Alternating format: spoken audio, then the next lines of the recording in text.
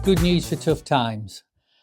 And today I've headed this, what our world needs now. Now, before you jump into that, because I guess your mind's already gone off on something, I'll just read you from 1 Peter chapter 2, verse 12.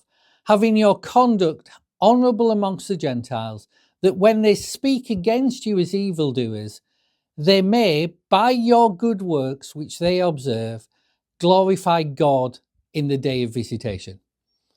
Okay, so back to that title. Complete the sentence. What the world needs now is...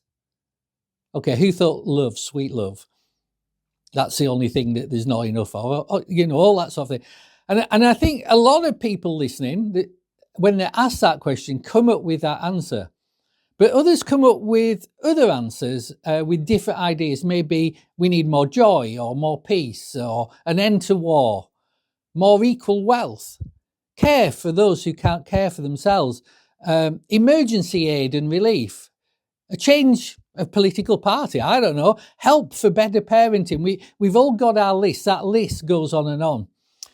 But what if there was one thing that would make a massive difference right across our world? Perhaps make a world-changing difference. The truth is, there is such a thing. That thing ended up contributing to the fall of the very empire that the people that Peter's writing to in this letter, who were being horrendously persecuted by, ended up falling and coming apart. The changing of the largest empire the world has ever known. In the space of a couple of 100 years, it changed so much that Christianity became the official religion of that empire that had tried to snuff it out. Now, you may not know this, you may know this, but in the 2nd century, there was a writer, a guy called Tertullian, and he wrote amongst a lot of turmoil in a place called Carthage in Africa. And this is what he identified as giving Christianity its edge and its society-changing power. This is what he said. Look, how they love one another. For they themselves, that's pagans, hate one another, and how they are ready to die for each other. But they, the pagans themselves, are ready to kill each other. Love for one another, that's the key. When times are good and when times are bad, things haven't changed. However bad the world seems now, however tough the things we're experiencing are, what the world needs now is for Christians to be like Jesus, to be Christ-like.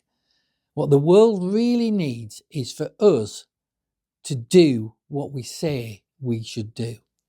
Loving one another like Christ loved us. Loving others at least as much, if not more, than we love ourselves. Putting others first, living that others first lifestyle.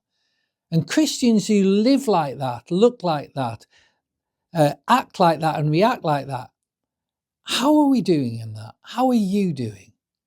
How's the world changing you, showing itself to the world? What the world needs now is you and me to be persons that Jesus made us to be, who look like him. So right now I'm just going to pray. Father, I thank you. I thank you for all your blessings. I thank you that your spirit is in me. And if I will let it, it will transform me to look more and more like Christ, to be one who loves like he loves me. Amen. And I'll be back tomorrow with more good news for tough times. I'll see you then.